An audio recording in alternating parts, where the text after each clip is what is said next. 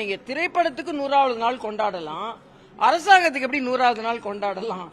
நீங்க ஒரு மரியாதைக்குரிய முதலமைச்சர் விஜய் அவர்கள் ஆட்சி வந்துட்டாருன்னு உடனே நீங்க 100வது நாள் கொண்டாடணும் அப்படின்னா அதுக்கப்புறம் நீங்க வெள்ளி விழா கொண்டாடுவீங்க போல இருக்கு, அப்புறம் பொன் விழா கொண்டாடுவீங்க போல இருக்கு. 5 வருஷமா ஆட்சி நடக்கணும். அதனால 100 நாள் 200 நாள்லாம் இல்லாம இன்னைக்கு அவங்க இன்ஸ்டால்மெண்ட்ல அவங்களோட விவசாயிகளுக்கான கடன் தள்ளுபடியை இன்ஸ்டால்மெண்ட்ல செஞ்சிட்டு இருக்காங்க. தயவு செய்து நீங்க என்னென்ன வாக்குறுதிகள் கொடுத்தீங்களோ அந்த வாக்குறுதிகளை மக்களுக்கு நிறைவேற்றணும்.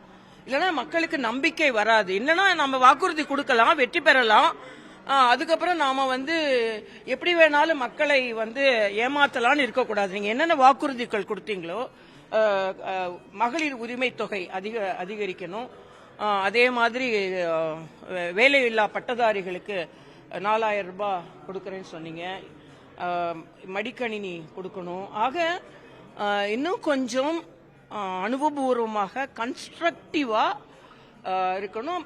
சட்டமன்றமும் நான் கேட்டுக்கொள்வது, மக்களோட பிரச்சனைகளை அதிகமா பேசுங்க.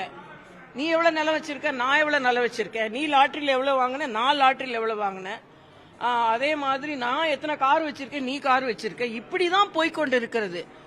மக்களோட பிரச்சனைகளை பேசுங்க, மக்களோட பிரச்சனைகளை தெரிந்து கொள்ளுங்கள். நேற்று கூட திருவொற்றியூர்ல பாத்தீங்கன்னா ஒரு தம்பி கொலை செய்யப்பட்டதற்கு நீங்க மினிஸ்டர்ஸ் எல்லாரும் போனி உங்களை கொண்டாடி முடிச்சிட்டாங்க. இனிமே நீங்க மக்களுக்கான அமைச்சர்களாக பணியாற்றணும். மக்கள் நேற்று 2 அமைச்சர்களுக்கு எதிர்ப்பு தெரிவித்திருக்கிறார்கள்.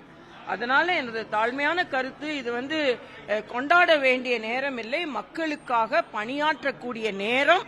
அதனால மக்களுக்காக பணியாற்றுங்கள் என்பது எனது தாழ்மையான கருத்து.